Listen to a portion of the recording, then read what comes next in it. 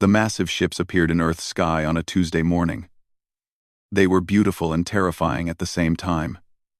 The vessels hung in the air like floating cities, their metal surfaces gleaming in the sunlight.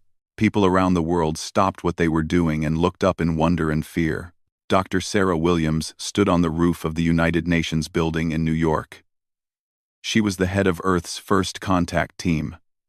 For months, they had been preparing for this moment. Radio signals from space had told them that visitors were coming, but nothing could have prepared her for the sight of 12 different types of alien ships floating above every major city on Earth. The aliens called themselves the Galactic Confederation. Their leader spoke through every television, radio, and computer on the planet at the same time. The voice was calm and spoke perfect English, though it sounded strange, like music mixed with wind. "People of Earth," the voice said, "we are the Confederation of Civilized Worlds. We have watched your species for many years. We come in peace to decide if you are ready to join our galactic community." Sarah felt her heart racing. This was it. Humanity's chance to join the stars. She looked around at her team. Everyone had the same hopeful expression on their faces. The aliens landed their smaller ships in major cities. They came out wearing suits that looked like liquid metal. The Vialthani were tall and thin, with large heads and silver eyes that seemed to see everything. The Korthek looked like walking crystals that changed color when they moved. There were 10 other species, each stranger than the last. For 3 months, the aliens studied humanity. They went to schools, hospitals, factories, and governments. They watched humans work, play, and live their daily lives.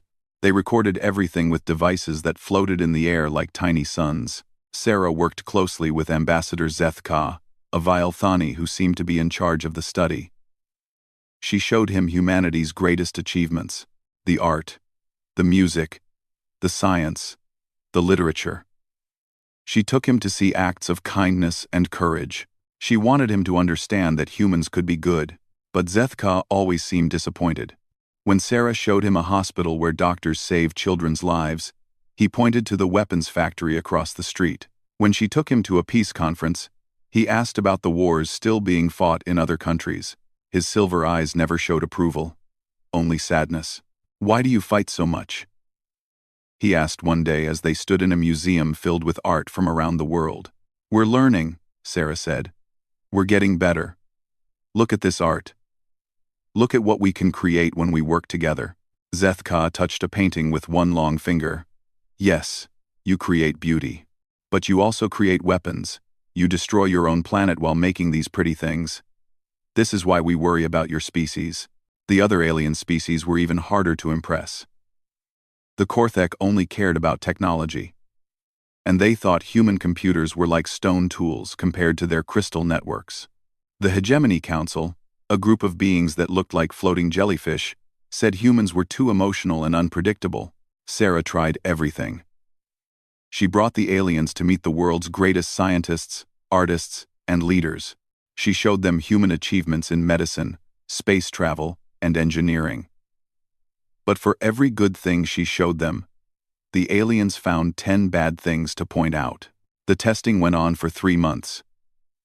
Then, on another Tuesday morning, the aliens gathered all of Earth's leaders in one place. The meeting was held at the United Nations, and every screen in the world showed what happened. Zethka stood at the front of the Great Hall. His silver eyes looked sad as he began to speak. "People of Earth," he said, "we have completed our study of your species. We have seen your potential, but we have also seen your problems. You are a young species, and you still have much to learn." Sarah felt her stomach drop. She knew what was coming. You fight wars over small differences. You damage your planet for short-term gains. You cannot even unite your own world under one government. Your technology is primitive. Your thinking is chaotic. You are not ready to join the galactic community. The hall erupted in noise. Leaders from every country began shouting. Some begged the aliens to give humanity another chance. Others demanded to know what right they had to judge Earth. Zethka raised his hand. and the room became quiet. "This is exactly what we mean," he said. "You cannot even listen to difficult news without chaos. How could you handle the responsibilities of galactic citizenship?" "But we can change," Sarah said, standing up. "Give us time. Give us a chance to prove ourselves." "Time you shall have," Zethka said. "But not among the stars. We are placing your solar system under protective quarantine. You will remain here until you prove you can live in peace with each other. Perhaps in a few thousand years, you will be ready." The alien ships began to move. They spread out around the solar system, setting up a network of devices that created an invisible wall around the sun and all its planets. Some ships stayed to monitor Earth, but most left through doorways in space that closed behind them. Sarah watched from the roof as the beautiful alien ships disappeared. The sky looked empty and normal again. But everything had changed. Humanity was alone, trapped in their own corner of space like children sent to their room. The next few days were chaos. Some people rioted in the streets. Others fell into deep sadness. Many just tried to pretend nothing had happened. But Sarah and her team began planning immediately. "They think we're too primitive," she told her assistant, Dr. James Chen. "They think we can't change. They think we'll destroy ourselves or stay stuck on this one planet forever." "Maybe they're right," James said quietly. Sarah looked out the window at the people walking on the street below. They looked normal, but she knew they were all thinking about the same thing. Humanity had been rejected by the universe itself. "No," she said firmly. "They're wrong about us. They don't understand humans at all. We don't give up. We don't stay down. When someone tells us we can't do something, we find a way to do it anyway." She turned to James with fire in her eyes. "They want to see what humans can do when we're pushed into a corner? They want to see what happens when we have nothing to lose? They're going to find out." The quarantine field hummed invisibly around the solar system. The aliens had given humanity a prison. They had no idea they had actually given them a laboratory. 50 years had passed since the quarantine began. Dr. Elena Vasquez stood in a secret laboratory buried 3 kilometers under the Swiss mountains. She was the daughter of Dr. James Chen, who had worked with Sarah Williams during first contact. Sarah was gone now, but her dream lived on. Elena looked at the alien device on the table in front of her. It was small, about the size of a book, and it glowed with soft blue light. Her team had managed to get it through one of the tiny gaps in the quarantine field. The aliens thought these gaps were too small to matter. They were wrong. "Have you figured out how it works?" asked Dr. Marcus Okafor, her second in command. He was a tall man from Nigeria who could solve problems that made other scientists give up. "Not completely," Elena said. "But I understand the basic idea. It uses quantum fields to move energy in ways we never thought possible. The aliens build everything this way, but they always follow the same patterns." Marcus leaned closer to look at the device. "And we don't have to follow their patterns." "Exactly." Elena smiled. "They think there's only one right way to do things. They've been building technology the same way for thousands of years. But humans, we try everything. Even crazy things that shouldn't work." The laboratory was part of something called the Shadow Protocol. It was humanity's biggest secret. After the aliens had rejected Earth, every country on the planet had agreed to work together on one goal: proving the aliens wrong. It had taken 10 years just to stop fighting each other. The quarantine had forced humanity to grow up fast. When faced with the choice between working together or staying trapped forever, even the most stubborn leaders chose cooperation. Elena walked to the main computer and called up the global map. Red dots showed Shadow Protocol facilities all over the world. Hidden bases in deserts, laboratories under the ocean floor, workshops built inside mountains. Thousands of the smartest humans on Earth worked in complete secrecy. "Show me the latest reports," she said. The computer displayed information from around the world. In Australia, scientists had learned to grow metal that could repair itself. In Brazil, engineers had built engines that worked by folding space instead of burning fuel. In Japan, programmers had created artificial minds that could think in ways even their creators didn't understand. All of this was invisible to the aliens watching Earth. The Confederation's monitoring system was advanced, but it was also predictable.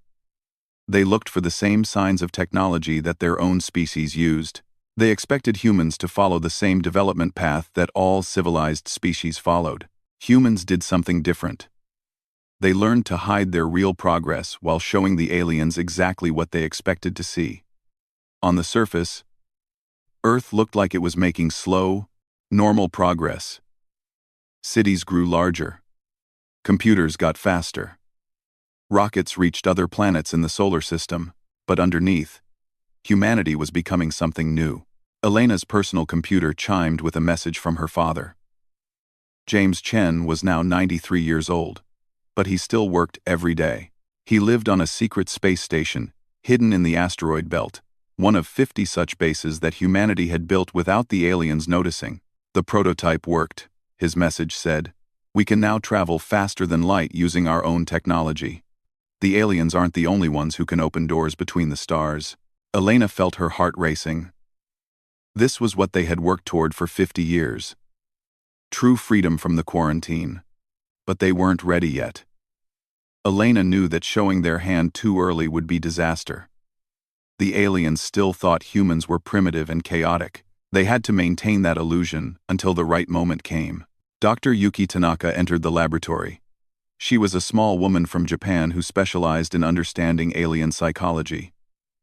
I've been monitoring their communications, she said. The Vilethani still think we're developing exactly as they predicted. They expect us to reach basic interplanetary travel in another 100 years. What about the others? Elena asked. The Korthek barely pay attention to us anymore. They think we're too slow and stupid to be worth watching. The other species agree. As far as they're concerned, we're progressing at the normal rate for a primitive species. Elena nodded. This was perfect. The aliens' greatest weakness was their arrogance. They had ruled the galaxy for so long that they couldn't imagine being surprised by anyone, especially not by humans. Marcus pulled up another display. We're ready to begin. Phase 3. Phase 3 was the construction of humanity's real space fleet. Not the small ships that the aliens could see, but massive vessels built in the dark spaces between planets, ships that could travel unseen and strike without warning. How many people know the truth? Elena asked. About the full scope? Maybe 1,000, Marcus said. Everyone else just knows their part of the project. The mining crews think they're gathering resources for the colonies. The factory workers think they're building equipment for exploration. The computer programmers think they're making better communication systems. This was how humans had always worked best. Each person focused on their job, while trusting others to handle the rest. The aliens, who controlled everything through rigid hierarchies and central planning, couldn't understand this kind of organization. Elena walked to the window. It showed a view of the surface, where normal people lived normal lives. They went to work, raised families, and watched entertainment shows. Most of them believed that humanity was slowly recovering from the disappointment of first contact. They had no idea that their species was preparing for something the galaxy had never seen. There's something else, Yuki said quietly. Our deep space sensors picked up something strange. There's another empire out there, beyond Confederation space. They're moving toward this part of the galaxy, and they don't look friendly. Elena turned back to the group. Show me. The display changed to show a map of the galaxy. The Confederation controlled about 1/3 of it, marked in blue. But from the far edge, a red mass was slowly expanding toward them. We call them the Zephyrians, Yuki said. They're completely different from the Confederation species. They don't negotiate. They don't trade. They just consume everything in their path. Elena studied the map. The red area was still far away, but it was moving steadily. At its current speed, it would reach Confederation space in about 50 years. Do the aliens know about this? Marcus asked. They must, Yuki said. But they're not doing anything about it. They probably think their technology and experience will be enough to stop any threat. Elena smiled grimly. The aliens were about to learn the same lesson that humanity had learned 50 years ago. Sometimes the universe didn't care how advanced or civilized you thought you were. Keep monitoring both situations, she said. And speed up Phase 3. I have a feeling we're going to need our fleet sooner than planned. As the team dispersed to their work, Elena remained at the window. The aliens thought they had taught humanity a lesson about knowing their place in the universe. They were right, in a way. Humanity had learned their place. But it wasn't the place the aliens thought they had assigned them. Humans belonged wherever they chose to be. And soon, the galaxy would learn that truth. Commander Marcus Chen floated in the command center of the HSS Defiance, humanity's newest stealth battleship. Through the transparent walls, he could see the vast construction yards of Haven Station. Thousands of human workers moved like ants across the skeletal frames of ships that would have made alien engineers weep with envy. 100 years had passed since the quarantine began. Marcus was the great-grandson of Dr. James Chen, and he carried the family tradition of proving aliens wrong. "Status report," he said to the air. The ship's AI responded immediately in a voice that sounded almost human. "All systems optimal, Commander. The cloaking field is holding at 100% efficiency. Long-range sensors show no Confederation activity within 50 light-years of our position." Marcus smiled. The aliens still had no idea that humanity now controlled 17 star systems. They still believed humans were trapped in the Sol system, slowly learning to build simple space stations and mining facilities. The truth was that humanity had become something unprecedented in galactic history. They hadn't just broken free of their prison. They had turned their punishment into the greatest advantage any species had ever possessed. Admiral Sarah Chen entered the command center. She was Marcus's sister and the leader of the Void Fleet, humanity's secret armada. At 45, she had never known a world where humans weren't preparing for war. "The latest intelligence reports," she said, handing him a data pad. "Our spy network in Confederation space confirms what we suspected. They're completely unprepared for what's coming. Thanks for watching.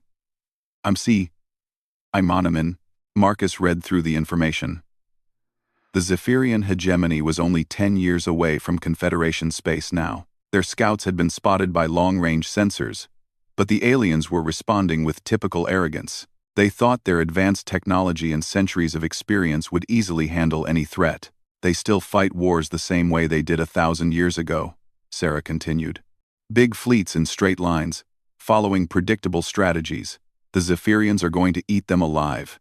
Through the observation deck, Marcus could see the newest additions to humanity's fleet. The ships were beautiful in a deadly way. Like metallic predators swimming through space, they bore no resemblance to the bulky, obvious vessels that aliens preferred. Human ships were built on different principles.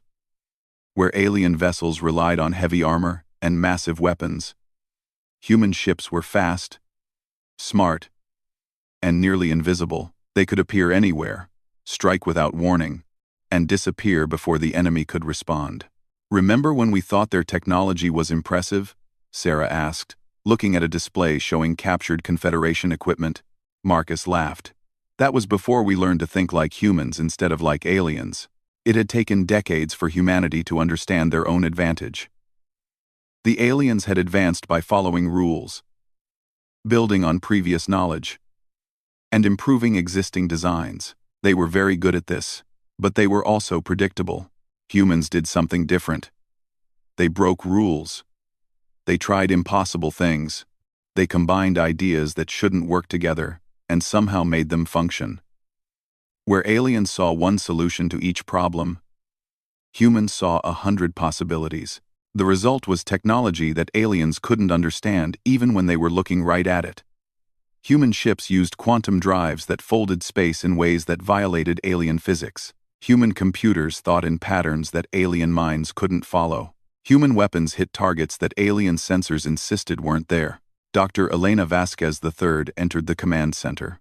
She was the granddaughter of the woman who had started the Shadow Protocol, and she now led all of humanity's scientific research. At 70, she was still sharp enough to solve problems that stumped scientists half her age. "The final test results are in," she said. "The new matter converters work perfectly. We can now turn any raw material into anything we need. Anywhere we need it. Marcus nodded. This was the last piece of the puzzle. With matter conversion technology, human fleets could operate independently for years without returning to base. They could build new ships, weapons, and supplies from asteroid debris or cosmic dust. How long until we have enough ships to matter? Sarah asked. We already do, Elena said with a smile. The Void Fleet now has over 10,000 vessels of various sizes. We have more firepower than the entire Confederation Navy, and they don't even know we exist. The three of them moved to the main strategic display. It showed the galaxy in detail, with human positions marked in green, Confederation space in blue, and the approaching Zephyrians in red. The question isn't whether we can help, Marcus said. The question is whether we should. This had been the great debate among human leadership for the past decade. The aliens had rejected humanity, called them primitive and unworthy. They had trapped humans in their own solar system, like dangerous animals. Did humanity owe them anything? My grandmother always said we're not doing this for revenge, Elena said quietly. We're doing this to prove who we really are. Sarah activated another display. It showed intercepted Zephyrian communications. The translations were terrifying. The Zephyrians didn't just conquer other species, they absorbed them completely. Entire civilizations disappeared without a trace. If the Confederation falls, Sarah said, the Zephyrians will have access to all their technology and knowledge. They'll become unstoppable. Marcus understood. This wasn't about saving the aliens who had rejected humanity. This was about preventing something much worse from taking their place. The command center's main screen activated, showing a live feed from Earth. Most humans still lived on their home planet, unaware of the vast empire their species had built among the stars. They went about their normal lives while their hidden guardians prepared for the greatest battle in galactic history. The irony is beautiful, Elena said. They judged us for being chaotic and unpredictable. Those exact traits are the only thing that's going to save them. An urgent alert sounded through the ship. Lieutenant Torres, the communications officer, looked up from his station with wide eyes. Commander, he said. We're receiving emergency transmissions from the Confederation frontier. The Zephyrians have arrived early. They're attacking the outer systems. Marcus felt his stomach tighten. They had planned to have another 5 years to prepare. The timeline had just collapsed. How bad is it? Sarah asked. The first fleet is gone, Torres said.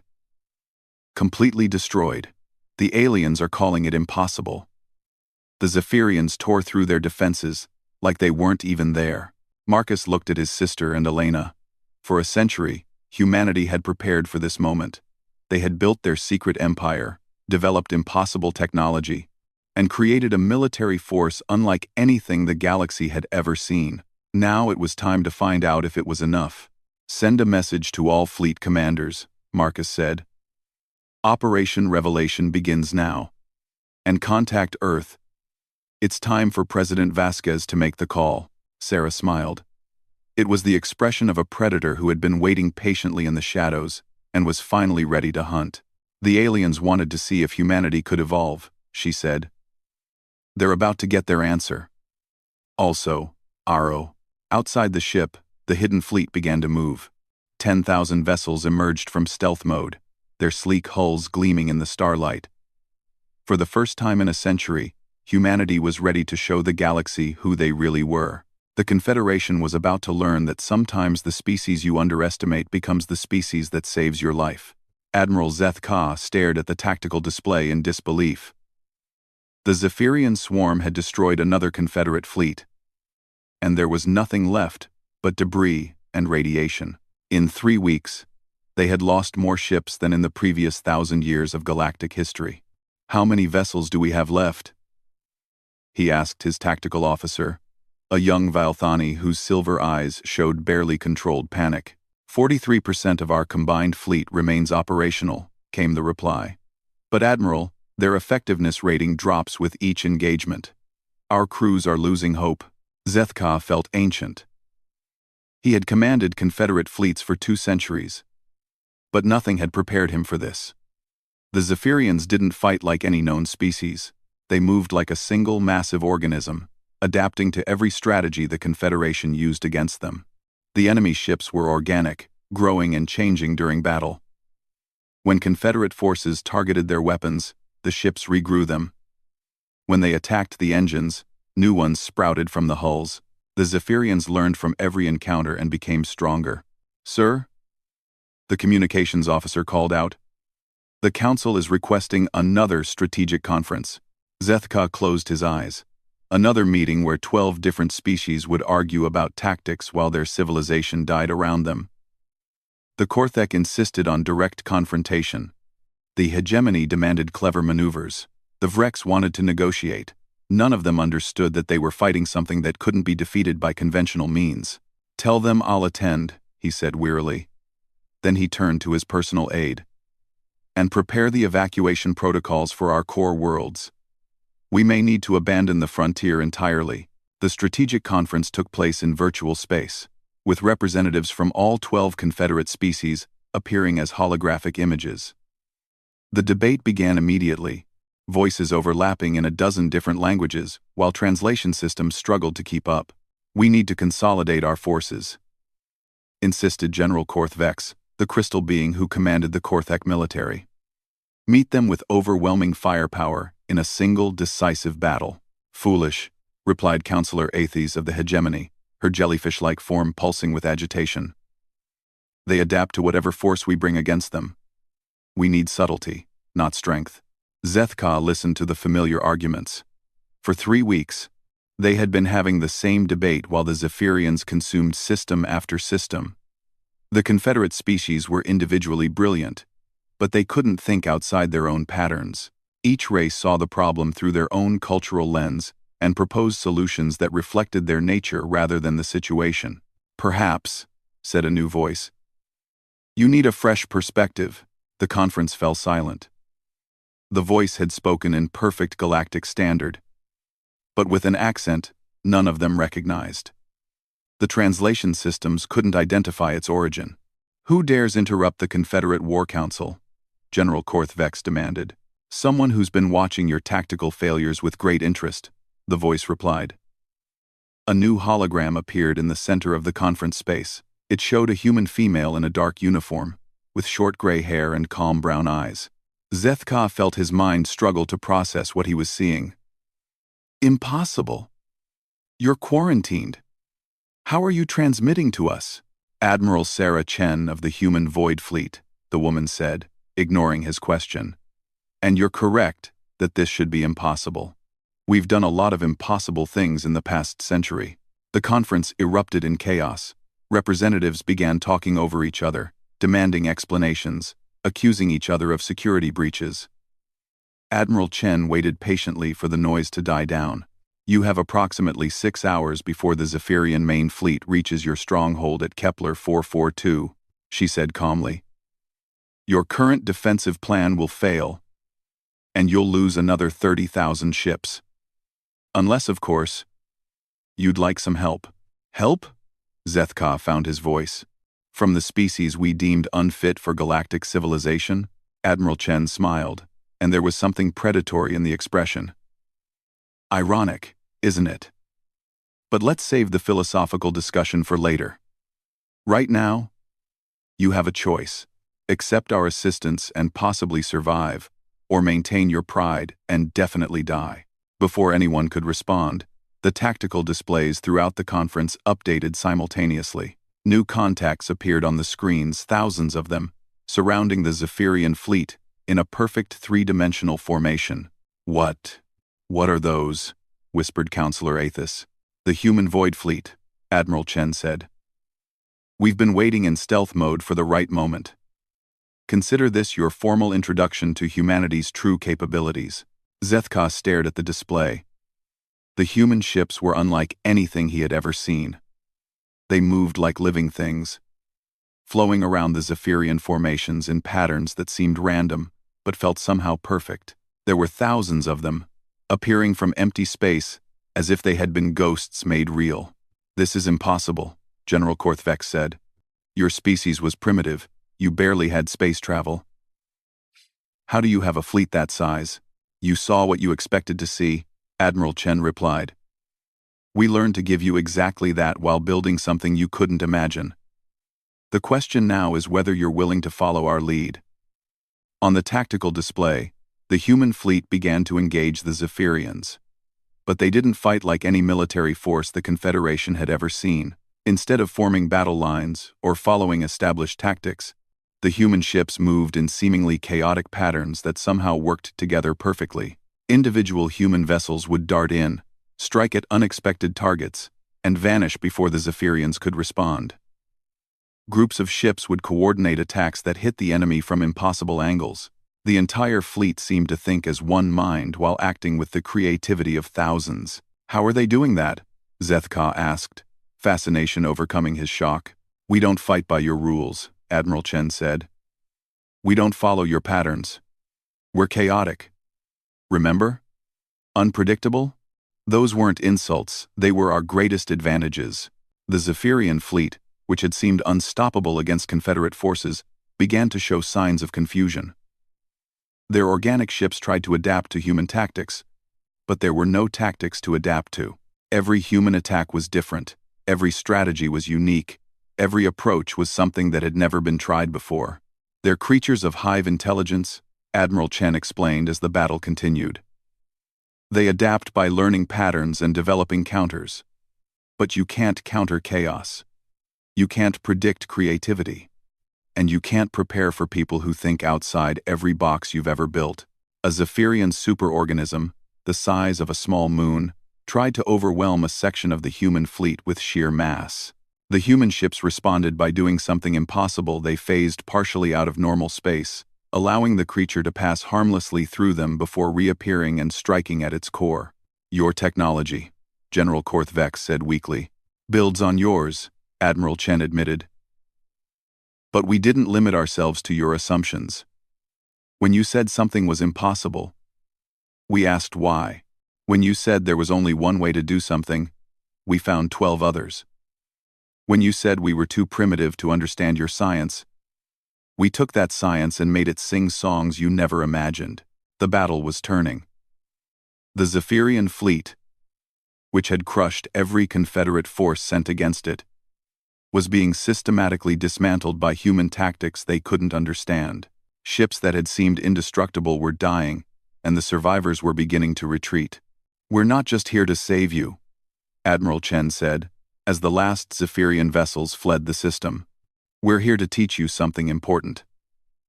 The species you dismissed as chaotic barbarians spent a century becoming something the galaxy has never seen before.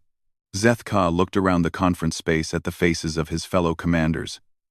They all showed the same expression: wonder, fear, and a dawning realization that they had been completely wrong about humanity.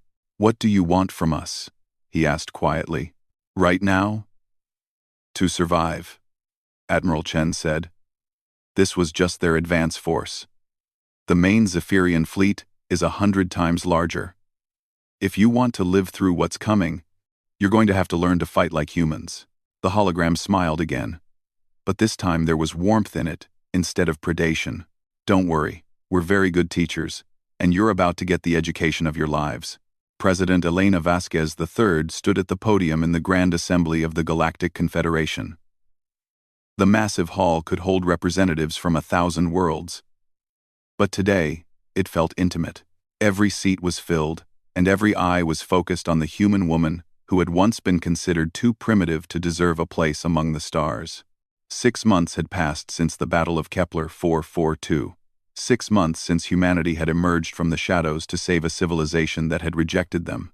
The Zephyrian threat was over, their vast fleets scattered and destroyed by tactics they could never have imagined. Elena looked out at the assembled representatives. The Vilethani sat in their silver robes, their ancient eyes now showing respect instead of dismissal. The crystal-formed Korthek had changed color to display formal acknowledgement, something they had never done for another species. Even the proud Hegemony Council had positioned themselves in the configuration that indicated willingness to listen. Honored representatives, Elena began, her voice carrying clearly through the hall's perfect acoustics. "We gather today, not as conquerors and conquered, but as survivors of a shared trial." She paused, remembering her great-grandmother's words from over a century ago. Elena Vasquez, I had dreamed of this moment, humanity taking their place among the stars, not as supplicants, but as equals. 100 years ago, you judged us unworthy of galactic citizenship. You saw our conflicts, our chaos, our refusal to follow established patterns, and you decided we were too dangerous to trust with the responsibilities of spacefaring civilization. A murmur went through the assembly. Some of the older representatives had been present during humanity's original rejection. They remembered the confident certainty with which they had dismissed the chaotic species from the small blue world. "You were not wrong about our nature," Elena continued. "We are chaotic. We are unpredictable. We do refuse to follow established patterns.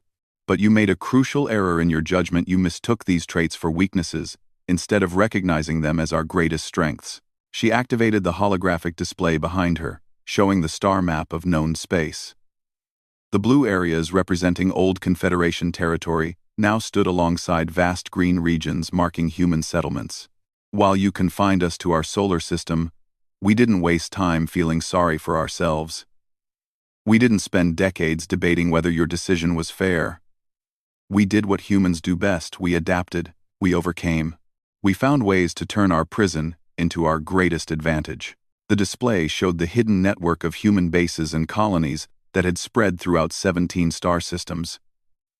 The assembled representatives watched in amazement as the true scope of human expansion became clear. "We learned your technology, but we didn't stop there. We improved it. We combined it in ways you never imagined. We built ships that could travel unseen through your space, gathering knowledge while remaining invisible to your sensors." Admiral Sarah Chen stepped forward to join Elena at the podium. She wore the dark blue uniform of the Void Fleet, and her presence reminded everyone of the military force that had appeared from nowhere to save them. "For a century," Sarah said, "we watched you. We studied your strengths and weaknesses.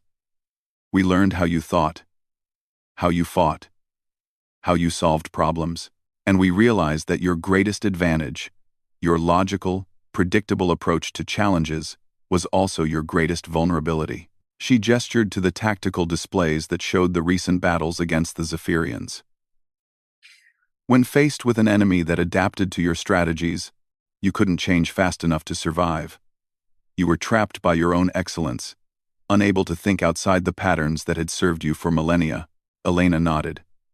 "This is why we didn't reveal ourselves earlier. Not out of revenge, but because we knew that someday you would face a challenge that required a different kind of thinking. We waited until that moment came, and then we acted." Ambassador Zethka rose from his seat. The ancient Vialthani looked older than his 800 years, but his voice remained strong. "President Vasquez, what you accomplished in secrecy is remarkable. But why reveal yourselves now? You could have remained hidden. Let us fall to the Zephyrians, and inherited the galaxy without opposition." Elena smiled. "Because that's not who we are. Yes, we're chaotic. Yes, we're unpredictable. But we're also protectors. We defend those who cannot defend themselves, even if they've wronged us in the past. It's perhaps the most human trait of all."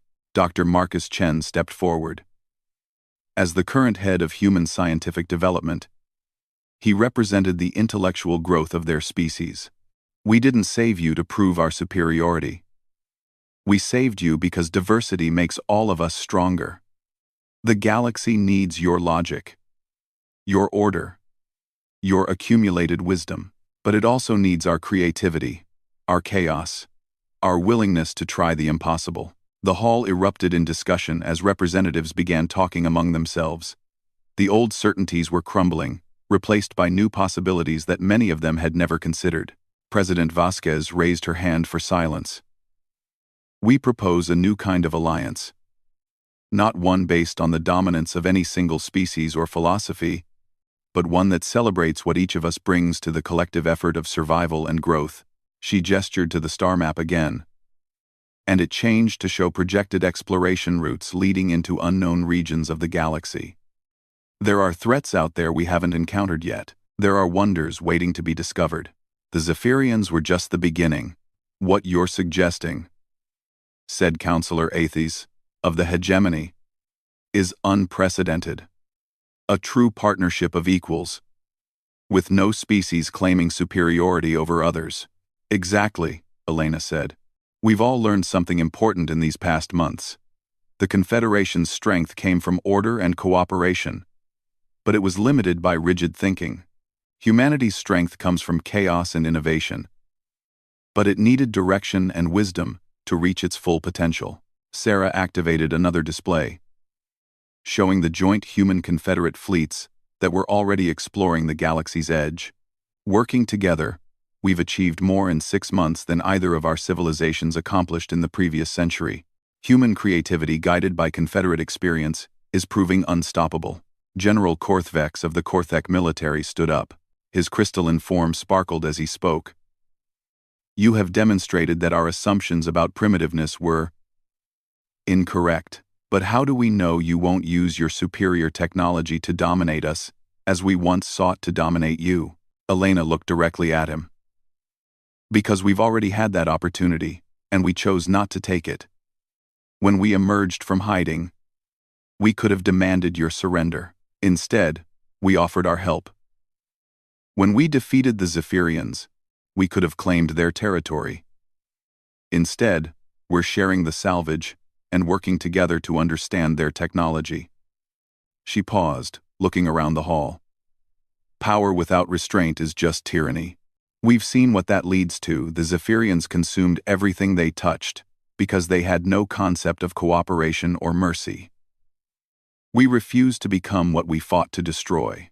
The debates continued for hours, but the outcome was never really in doubt. The evidence was overwhelming, and the choice was clear. Adapt to a new reality, or cling to old prejudices, while the galaxy moved forward without them. When the final vote was taken, it was unanimous. The Galactic Confederation would be reformed as the Galactic Alliance, with humanity as a full partner in the governance and exploration of known space.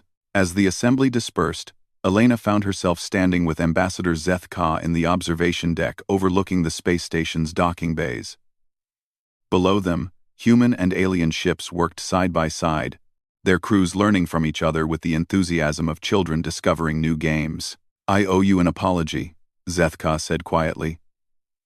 A century ago, I believed I was protecting the galaxy from a dangerous species. I was wrong about everything. Elena smiled. You weren't wrong about us being dangerous. You were wrong about what that meant. Sometimes the galaxy needs dangerous species to protect it from even more dangerous threats.